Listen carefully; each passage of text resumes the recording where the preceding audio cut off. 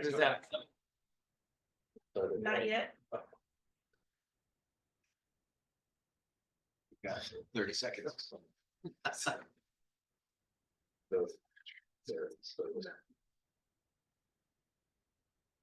Good evening.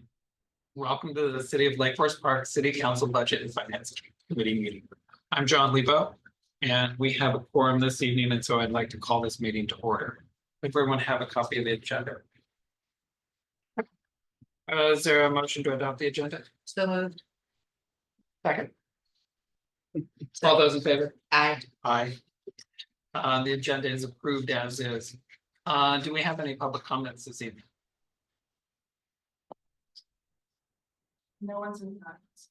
Thank you. So it appears that we don't have any public comment this evening. So that brings us down to our item number 4, which is new business discussion regarding the fleet management. So Director Vaughn, would you like to introduce? I would. So I am partnering with City Administrator Hill to have this discussion for the fleet management. And as we walk to the second slide, we're going to touch over Public Works first, and then we're going to go into police, and then we're going to have a discussion about both. So first, Public Works, fuel, what we estimate. So we include them into the 501, which is the Vehicle Repair and Replacement Fund, because they are supported by multiple funds. So fuel per year is about, we're estimating for this next biennium about $68,000, so $34,000 a year. Going down to maintenance, and that's maintenance of vehicles, equipment, anything that needs to be maintained per the Public Works Department. Currently, right now, there is there is $180,000 adopted in the original budget. What we know as of now at the end of 2024 is that the street sweeper has a major repair that's coming in at an additional $22,000, and so the likelihood is that we might have to make an adjustment for that large of a repair, which is pretty significant. But it is 5 years old at this point, and has been paid off. So then walking into the third item is equipment for the biennium, and equipment for Public Works. There's 3 items within that, and that is a slope mower attachment, a utility trailer, and a larger John Deere mower are the current items to be replaced. Again, like I started to say, Public Works is funded not just by the general fund, the street fund, the sewer utility fund, and the surface water utility fund. And so all of those go in to help support the 25 and 2026 expenses. And then if we can go to the next slide to have a conversation about police. Just a brief overview before we get into the meat of the discussion. Again, the police officer vehicles, we have 9 total. We have 6 Ford Explorers currently, 2 newer Chevy Tahoes, a significantly older transport van that is on the list to being replaced. Then we have the detectives, the commanders, formerly known as lieutenants, and the chief vehicles. Those tend to be escapes. They're outfitted quite a bit differently than the on-road patrol cars, police vehicles. So again, we have, the two detectives, the 2 commanders, the police chief, and the crime watch vehicle for that. And so now walking into. Before you leave that. Oh. So is it reasonable to say that we have 9 vehicles for officers on the street, and then we have 6 more vehicles for other officers? We have 8 vehicles, the transport van, so the vehicle we would use out on the streets. It's just for moving. Oh, I'm sorry. I'm just referring to, we got 9 total. Yeah, So- But the that's- transport van is the 9th vehicle. 9th vehicle, but down below, then we have another 6 vehicles. That is right? correct. Okay, I'm just trying to do math on TV. We can do this kind of math on TV. I have the chief here to back me up. So we have 15 in total. Actually,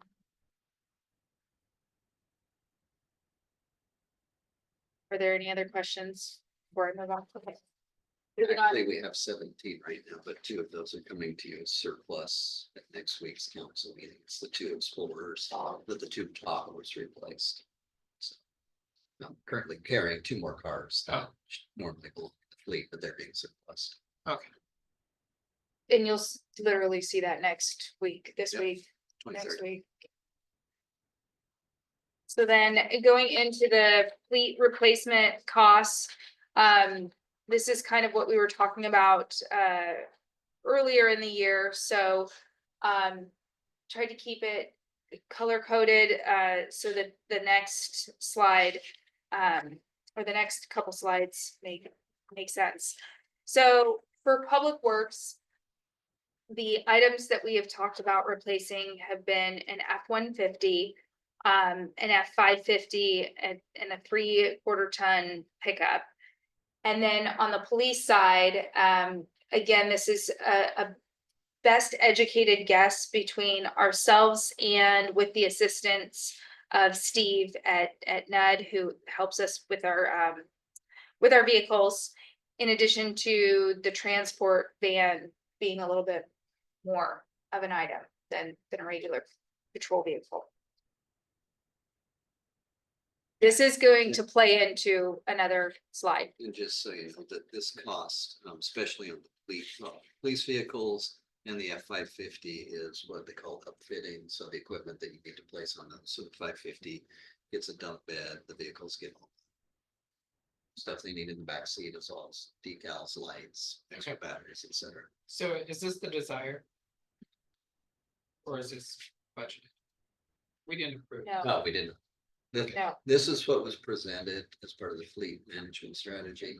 This was kind of what we looked at in that first biennium. Okay. Place. And then I assume that you have a spreadsheet of all the vehicles that lists types and ages and miles, and then there's a plan. So for example, whether it's you replace them on a 6-year or 10-year or 100,000 miles. So if we asked for that, you could provide that spreadsheet, Absolutely. which would represent the goals. And we would want to have a discussion around that because you remember during COVID, we moved light vehicles to 10 years. And So it would be, And then we build a it plan. will facilitate the discussion to have the spreadsheet that shows our vehicles and equipment that you want to maintain or replace. Yeah. Whether it's a lawnmower or a dump truck Mhm. or a police cruiser. It says, here's the age of them.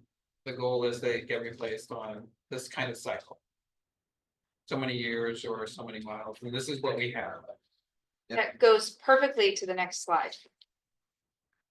That talks about exactly that. Okay. In the sense of how we calculate our reserve calculation in the sense of the life cycle of each unit. And it just gives an example of how we go about it.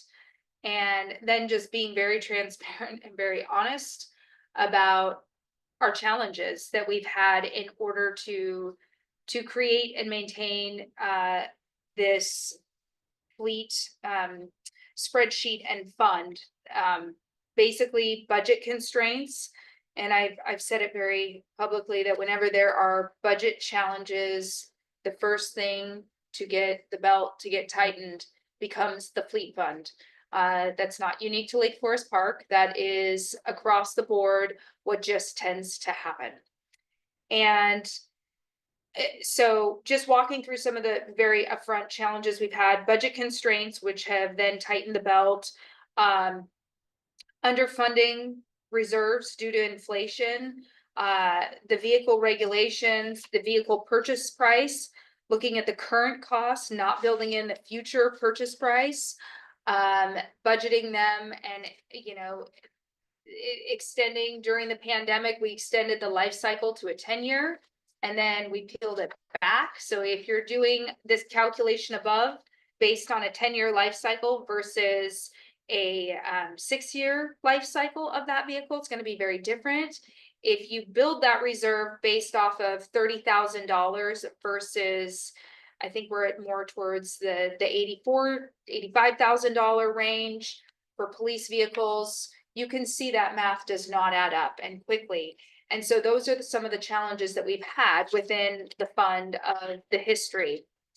Acknowledging that we have had that our internal financial system doesn't track exactly the details. We aren't able to track it.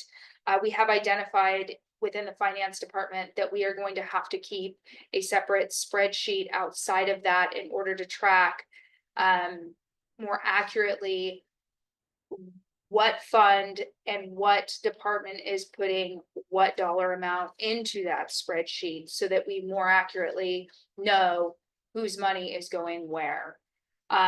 So acknowledging that and looking at ways we can make ourselves better, and my accounting supervisor and I are looking at that for the future to make that change.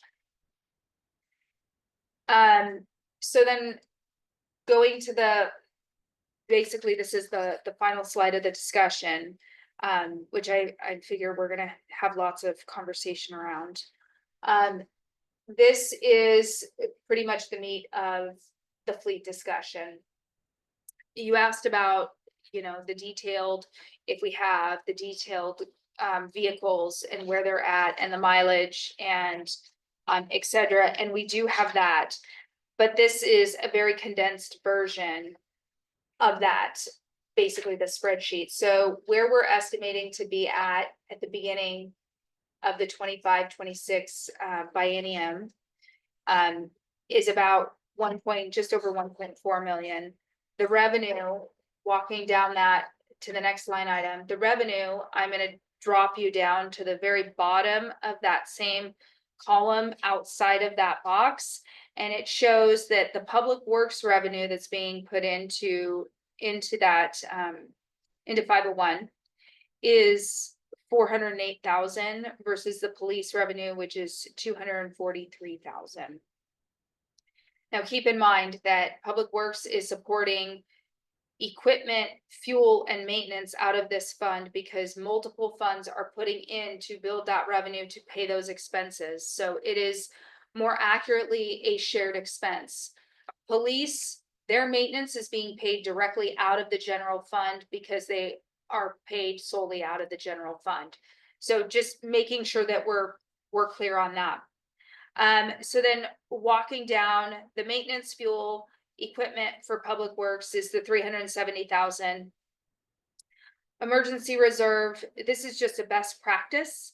I don't believe we have anything in policy that states this. This is just, again, back to a best practice of always holding a couple $100,000 in any reserve in case you have a very unplanned emergency that you need to purchase immediately that was unforeseen. And then going down to the police purchases, again, as Budget Chair Lebo pointed out, currently these are not in the adopted budget as expenses. We removed all of that per the budget discussion, which that's when we pretty much very directly said that that's part of why, we think there are some challenges and more of a discussion to have about this, because we do need to continue purchasing vehicles. We're just trying to navigate that conversation of what that really looks like. And then walking down to the final line item there is the public work purchases. So this is not, when we talk about public works equipment, now we're talking about the public works, the F-150, the 550, and the 3/4 ton. Just add something. The way this is laid out is these vehicles that are listed in these bienniums have already met or exceeded their anticipated life cycle. So whether it's 6, 8, or 10 years, they've already surpassed that. So that's why this was laid out. This is from the fleet strategy that we talked about back in September, October, can't remember exactly. But that was based off of that schedule. We'll get you a copy of that so you can see exactly how that's planned out as far as replacement. I have a question. Mhm. The $200,000 emergency reserve. What is the total of the emergency reserve now and where did the money go from last? biennium? It sits in it's just a best practice, So as there- like a holding.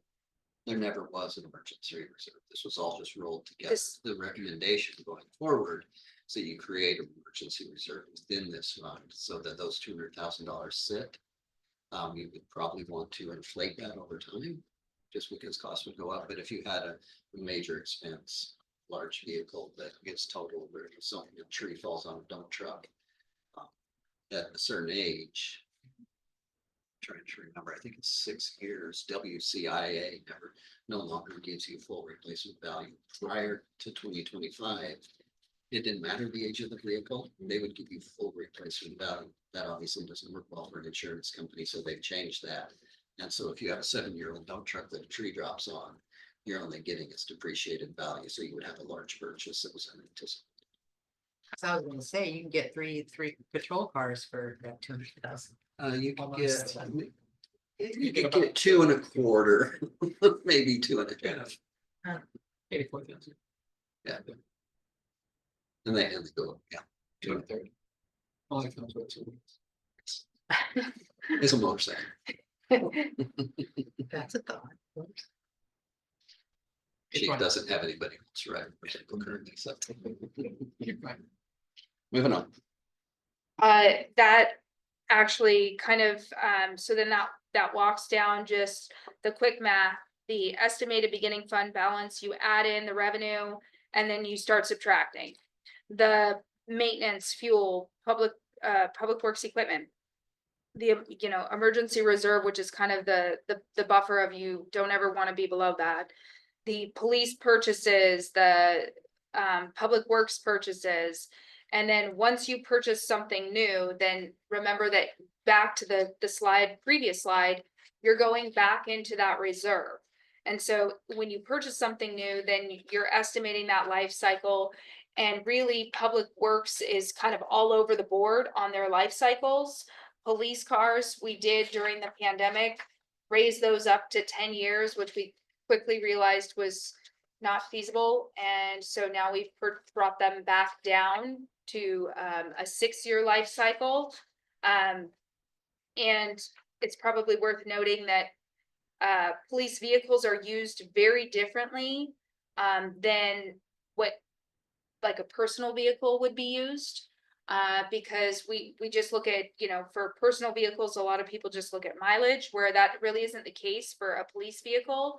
Sometimes they spend a lot of time idling, etc. They're just used very differently than a personal vehicle. And when you think about that, it makes sense once you say that out loud about a police vehicle. And So we only took this to 2030, obviously. In the next biennium or just shortly after that, you're starting back into that replacement cycle, so that's coming at you. And then down below, we listed that, the street sweeper, looked it up today, they have an average an 8-year life. I think that with this total, this is the sweeper head that's got to be replaced on this, it's the cost. Maybe we'll get 10 years out of it. I was being optimistic. So, we did the last purchase on a lease, 500,000 over 5 years. So if you wouldn't have a $500,000 hit, it wasn't really a lease. It was more of a loan. lease Lease to own, but our final purchase price after the lease to own was $1. But then we have the international dump truck coming up in 2035, and that will be a large expense, 250,000 plus, and that we want to do that purchase, but we only have one of those vehicles. So let me back up. We currently have 2, as I found out today. We have a 1997 international dump truck that was replaced in 2015 by an international dump truck. And we kept the 1997. And it's been just used for, I don't know what, over the years. But it's a point now where it's not even really safe to be used. So we're working with them to dispose of that as well. But it may come to snow value. So I hope we used it for good for the past 10 years. We got some use out of that. But I guess I can say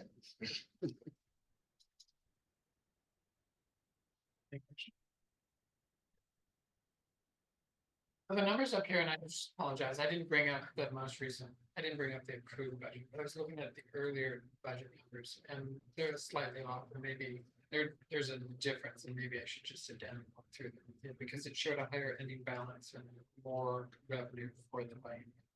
What we're showing here, and I'm sure there's really good reasons for that. It just made me look at it. So is the thinking on the $200,000 emergency reserve, is that like, that's not on top of the ending fund balance, or is that like where you don't want to go below at the end of the biennium? Yeah, we backed it out, so it doesn't reflect in that ending fund balance. So it's not in the ending fund balance. No, it is currently. Is it? It is. Does this 829 reflect that 200? No, it is being removed here on the spreadsheet being. It is being removed here on what's being presented in the PowerPoint and this presentation. As far as what you're looking at there within the budget, in the mayor's proposed 25-26 biennial budget, no, it has not been removed. So, Just in this spreadsheet, so yeah, yeah, in 25 Two 26, you different- actually have you have 1,079,000 because to add it to. So I guess the way to think about it is if it's really 1,079,000, then what you do is you bracket and say, the reserve is that you don't want to go over 200,000. So our ending fund balance is above our desired reserve amount. By 879,000. Correct. It's just a way to think about we would have available to us to spend 1,079,000. But our ending fund balance would be zero, is that right? say that again. Would we have an additional 1,079,000 to spend at the end of the biennium? We chose. Oh, to And then- roll over into 27, 28. Well, either to roll over or to spend, Technically, yes. because isn't the rollover the 1,079,000? Or is it the 879? I don't know that I'm I'm So- fully following what you're I'm trying saying. to do math on TV. So you have Didn't do. 879. I think he's got a good point. I think we've been backing this out additionally. So this Oh, I technically see what rolls you're back saying. in, and so I wonder if we're I see. understating future years. Which adds up. Yeah, $200,000 time pretty quickly. So the way I think of an emergency reserve is that this is our ending fund balance and we're $879,000 above our reserve. But our ending see. fund balance is 1,079,000. But you don't want to end the ending fund balance less than 2. And Because if you take it out in each biennium, Yeah, which is what we've done. So that's a mistake we made today as we're. so, and as going back to the calculation, the goal is to keep adding to it on an annual basis. For your reserve calculation, so when you need to purchase the vehicles, when their life cycle has. Met its replacement, the goal is to have that fund balance to do it. So that you've built it and you've made the sacrifice to keep putting in for the 6 years, so that when you need to buy the vehicle, the money's there in the bank to make it happen. so this would go back to You know. that spreadsheet that gives you your asset management that says, here's my assets. Here's my life, here's my replacement value. And then you allocate that over the years so that if I'm putting in $25,000 every year, Yes. I can buy a new vehicle at the end of 6 years because I have Yes. $50,000 Be- sitting there. Yes, And this is the planned purchase. yes. That's what we'd love to see. Okay, yeah, we can. do it. Because, And It's already because, built, so- so. right, So- because it will just, in essence, fall out. And what'll fall out is that we are either building up enough cash balance to make the purchases when we should, or we're not. And that's something we want to explore further, because what we're seeing here is you have enough to make these purchases through 2030, and this is everything that needs to be replaced that's on the schedule. Right, but But in in the 2032 future, and 2034, 35, yeah, right, so there's different streams and it just it repeats every biennium. Yes, I build, I purchase, I build, I purchase, depending upon whatever the budget is. Mhm. Yeah, we. So in simple terms, if you do it if you just say every 6 years or 3 biennium, I need $2 million at the end of the six-year period to purchase all my vehicles, then that's how much money. And then it builds up over the next 6 years. I'm gonna circle back and restate the challenges. We have not done it perfectly here, period. I'm just gonna say that because it's really a mixed bag of why. Budget constraints, the pandemic, not accurately having an accurate grasp of purchase price and how quickly the vehicles would change. And so if we're budgeting to put money in at $30,000 or like 30, I think the last biennium, the police vehicles were like 37.5 or something. Yeah. And that just isn't our reality to purchase them anymore. Like that ship sailed. So we've just had a lot of, and I'm just being transparent about it, that we've had a lot of challenges on and learning lessons of how we need to become better. That's fine. Councilmember Riddle, you have a question, comment? Thank you. I do have a comment. So it sounds like there's 3 elements here that we're sort of juggling with. One is replacement cost, one is reserve. And then the other piece that I haven't heard us quite talk about yet is the impact of like transitioning to electric vehicles and electric infrastructure that may be needed. I know we're doing a lot of that right now with the grants that we've been given to get electrical charging in places. But do you anticipate that we should be, one, as we're looking at replacement costs, not trying to, again, not replacing the cost of the vehicle today, but anticipating an increase? And how would we track that as far as a percentage increase over, the next 6 years? It's going to cost more, especially for transitioning to a different type of vehicle that might cost more on an initial purchase. Concurrently, the maintenance fuel piece of it might be also reduced. So looking at those 2 factors about how we're changing out our fleet and how it impacts original purchase price and maintenance and fuel. And then, of course, the other one is the reserve. And we have to, I think, as council, determine if we want to make a policy around this. But I think looking at that reserve and also looking at increasing that reserve slowly or by a percentage, like the way we do the reserve in like the general fund and such, so that as costs maybe increase, that reserve is also increasing in such a manner that is sort of reflective of the reality of having to, if something completely fails and we have to do an emergency purchase, that we do in fact have enough in there for a more expensive vehicle, because things aren't going to get cheaper. Those are my thoughts. So to your question, yeah. So to your question on projecting future value or future purchase price, I've got a spreadsheet that goes out to about 2035 that I worked with Steve from that on. It anticipates a 10.1% increase year over year to vehicles. And there was a huge increase with Public Works. If it's a diesel vehicle with the new regulations coming on, they added an additional $15,000 in cost. So we have projected that. We are putting sales tax into that projection as well. So we feel pretty good about those numbers. As far as electric vehicles, the chief and I have talked about this over and over again, is finding an electric vehicle that works for police, has a large enough back seat. We've been doing some greenhouse gas stuff for Mark and his upcoming plan, and calculating kind of what our vehicles get as far as gas mileage. And I don't scare you, but it's in the single digits because of all the idling and very slow driving and short distances. Yet the chief has, his detectives and his commanders are driving Ford Escapes that are hybrid, and they're just one. Just one's hybrid so far, but he's averaging 40 plus miles to the gallon.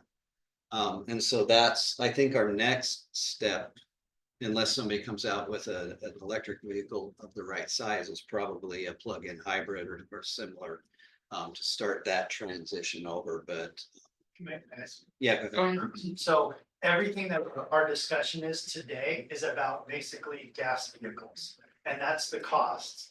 But I need to know a direction from council and the community. How far quickly do we want to move to electric and how far out can I go?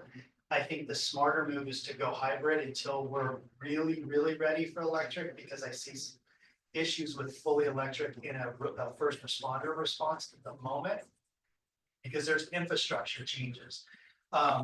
Councilmember Riddle mentioned the costs that can be reduced with gas, not having the, with electric, and also with repairs, because it's. Anybody has electric knows it's virtually tires and batteries. But I need to know how quickly council wants to move to electric, because if you say next year, next biennium, we need to be fully electric, that's gonna be very difficult to do, but it changes all the numbers you're talking about right now, because electric is much more upfront cost expensive than what we're driving right now with gasoline vehicles. So if I'm your chief for a while, I'm in 100% electric, but it's gonna be a little bit before we can get there. If I'm not, then it's gonna be the philosophy of the chief of when that happens and what the council directs us to do. So you're talking about all these vehicles right now, this is all gas related. And that is a great point by Councilmember Riddle, is going electric down the road. It's gonna change quite a bit. I would say at a minimum, to consider hybrids for any of this. And, you could see that would save your fuel cost quite a bit if you're getting 40 miles to the gallon and the other cars are getting 8 or And it's 7. kind of apples to almost oranges. Yeah. Because the Ford Escape hybrid, that's the most recently bought vehicle for the detective, that we're getting this kind of mileage. It's like 400 plus miles, not to the gallon, but in a tank. It's been really efficient. But patrol cars, even if we go hybrid, aren't gonna reach that level because they're much heavier, there's more equipment, there's more to it, but they'll perform way better than what we're using now. Because our vehicles, some of them are over 10 years old. So you have technology 10 years ago to technology today. The police vehicle models are just pretty new on the hybrid models, but it looks like we can go with what we're using Ford Explorers. Long discussion with Steve at NUD about when we have vehicles that need service, he can easily take a hybrid and knows exactly how the Ford Explorers are gonna work. If we go fully electric, then I've got to find a vendor that's gonna be able to deal with electric for any kind of repairs. So it's gonna be a little bit longer trek than your normal government vehicle. I would like to see the numbers with hybrids instead of gas vehicles, because that doesn't even make sense. I don't think currently in the police interceptor, they make a hybrid. That they just did, just Did it just recently, come so out? there's a Chevy Blazer that was supposed to be out at the end of last year, but I feel like that's fully electric, actually. They do have one, and this is what Steve told me from NUD 2 weeks ago, that there's, I think it's Seattle PD was looking at the hybrid models, because they obviously want to start moving electric and moving in that direction and saving costs, so. I believe there is the Ford Explorer hybrid model for police Is it? very soon. Well, if that's Okay. So we should get cost on that. I want to give Councilmember Riddle an opportunity. Thank you. Yeah, just to follow up, I think looking at 27, 28 for hybrid would be an appropriate sort of direction to be thinking at this time, and looking, obviously the 25, 26 may end up staying full combustion engine, just simply because, as the chief was saying, that we're not quite there with the police and we want someone else to try it first. So I think that's a really good point. And what if we said, as a council, we would like to transform our fleet from carbon-based fuel to electric? And ask you to say what seems like a reasonable timeline and what would it cost to do so over that time period. So while this is a diesel and gas, you could offer us, here's an option that if you want to begin to transition to hybrid, this might be the delta.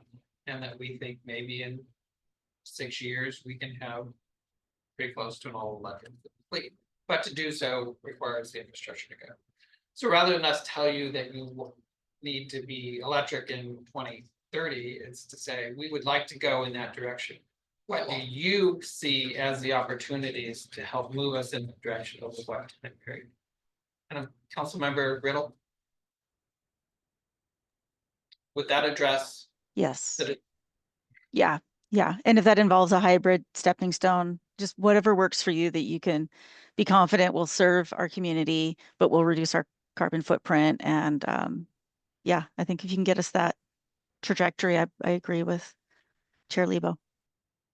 Right now, we need patrol vehicles, just like public works vehicles. And right now, I gotta make a decision, do I explore the hybrids, which I will do? Yeah. Because I don't think there's gonna be a huge cost difference between 100% combustible to a hybrid model. I don't think there's a huge difference. So what I look at is, can I make it work with what you give me as a budget? And you have this much to spend, I can get 2 vehicles out of it. I can do 2 gas and save 10,000, or I can do 2 hybrid and be right up against the budget. So I've got to work that out, but costs change. I give you the numbers today, and then we get a vehicle shipped and ready to go out the door, and it's 9 months from now. There's a lot of cost changes. And then the models change. The vehicles I have patrol right now with the equipment in it, can't transfer that equipment to new vehicles because the models change.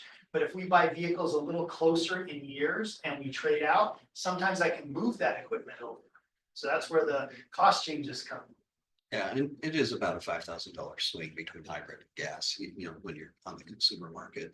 And then as far as looking at the timeline to get all electric, that's gonna come down to finding something that works for PD. You know, everybody was so excited when the Model Y came out from Tesla, and then its departments tried it, the back end wasn't big enough. I worry about the Blazer, I've seen it in person, conference, but it's a Blazer. You know, it's not a full size vehicle, and so Well, they say it's big enough in the back. That's what the vendor told me while I stood there and talked to him, but in real life application with the equipment they have. And so we've got to find the vehicles so that we can start, they've got to hit the market, honestly, is what we've got to have so we can test it. So part of, if we want to go to the voters for a levy increase in this fall or in future years. These kinds of things represent an opportunity to say to the voters, do you want us to go to all electric over the next 4 years or 6 years for duration of the levy? And here's what it's going to cost, but here's what you get. I think really simple to say to the voters, here's where your dollars are going to go if you want to spend the dollars in this way. Maybe other grants from more bank for PD.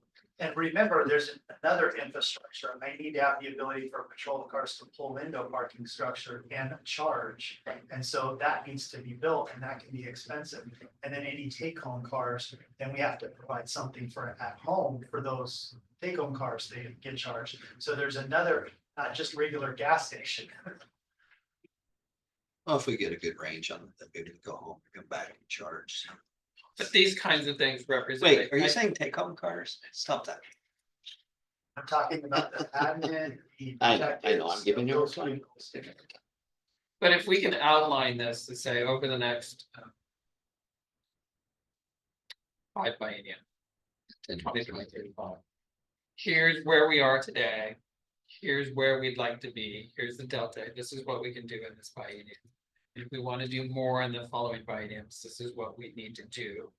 And do we want to put it in front of voters and say, we can jumpstart this if you do this? Or just keep us above water. That's the case. We're good at treading. Well, yeah, like I said, that spreadsheet's already been built, so it could be too difficult to get some new numbers, plug them in, and see what it looks like in other years. Yeah, we just probably need to make sure it's like, I thought about, you know, the street sweeper, like that's not on there. So we just, sure, Yeah, we just got to plug it. we got to dot some i's and cross some t's. Councilmember Riddle. And just to add, I know the spreadsheet's there for the, you know, the equipment replacement, but if you could augment a line item for the infrastructure so that we can see that along with their, as the chief so eloquently described, they have to be charged somewhere, even if they're possibly hybrids.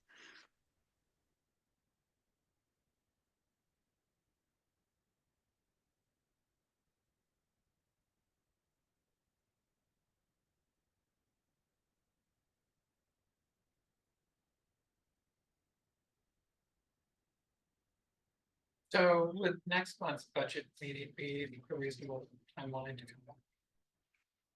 She has taken on her own because I'll be flying back into the state on that night. Yeah. But. We could also look at maybe, March is not unreasonable. okay, that might be more, which would be nice breathing room to make sure. we yeah. get it To all March. right.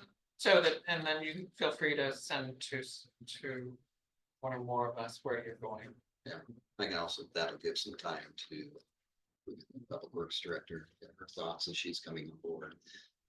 Week from this coming Monday, 27th, so. But it'll also be helpful, I think, to us if you can just send us your asset management. Oh, yeah. Where your plan is, and that way we just look at it and go, we're not asking you then, well, how old is this wheel? It's all in there. So, so the deal.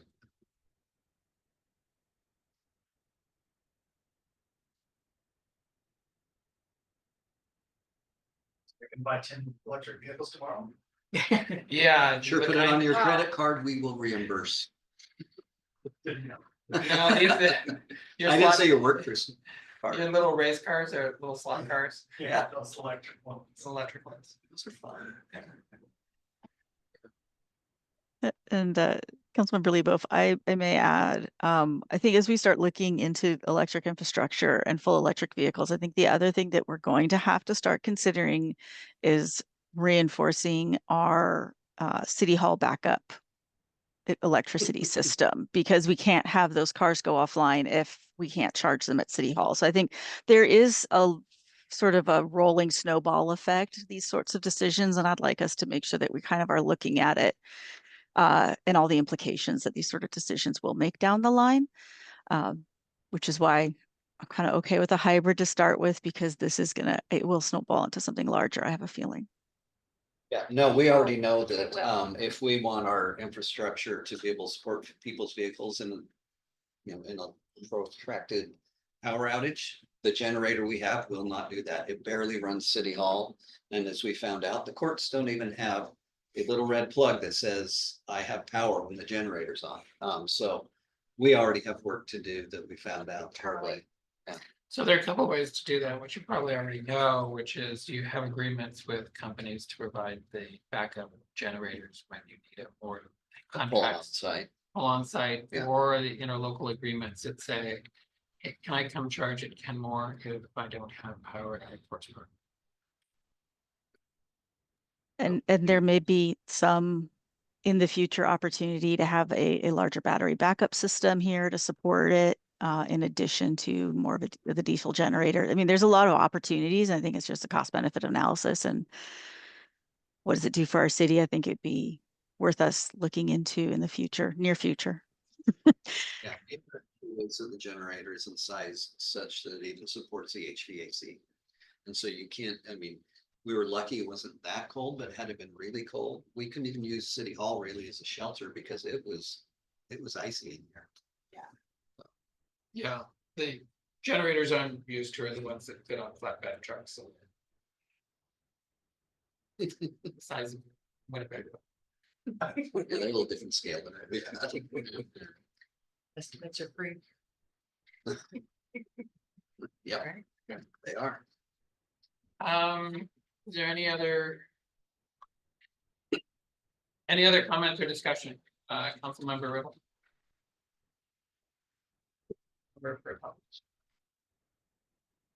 Can you Roll call us. have your hand up? We're always good for truth. I was gonna say, at one point you did, but I don't think I ever heard you. The question I had was, since we have that grant to put in the electrical infrastructure here for the public.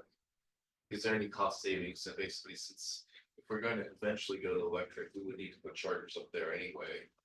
Is there basically some way to tie all these together to realize the volume cost savings that are charged down? I mean, I'm sure that the economies of scale always come into factor, but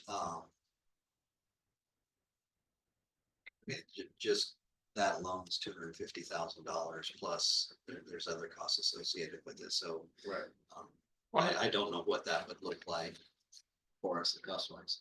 As proposed, these are not fast chargers. No, they're number two.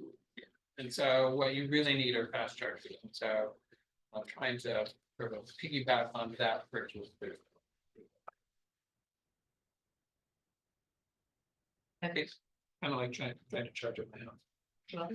What would be the difference in cost? Would it be interesting from a fast charger to? I think it's It's a lot. significant. A lot more than some. Whole different infrastructure, just supporting it. 3-phase and all that other stuff. It's a big deal to go to the fast chargers, but I think it is important that we do that to support the police Right. vehicles for fast charging. That will come out as they put together the spreadsheets and the cost, because that'll come out of the infrastructure. Says, you know, if you want to have electric vehicles and charging, you really need to put in fast chargers. You can't wait 2 days to charge your vehicle. And not a police. I mean, First these work great responder. for somebody who works here, somebody who's visiting, 6-8 hours for full charge, I believe. That type of charger. If I'm here all day at work, that works great, but if I'm an officer and I have to keep going back in the field, that's not so good. Good question. I think we just need to move forward with the numbers together. Exactly, on a spreadsheet. Yeah, a spreadsheet, because they represent opportunities for grant requests, because you can say, to do this, it'll cost us this amount of money, and this is what we get in return. We've done that. And we have the council policies and directions that say we want to go that direction, so. how We it have fits into this a grant much skin request. in the game, yeah, this is how much we have to put towards. We are adjourned. Thank you. Thank you all. Have a great night. This is what I was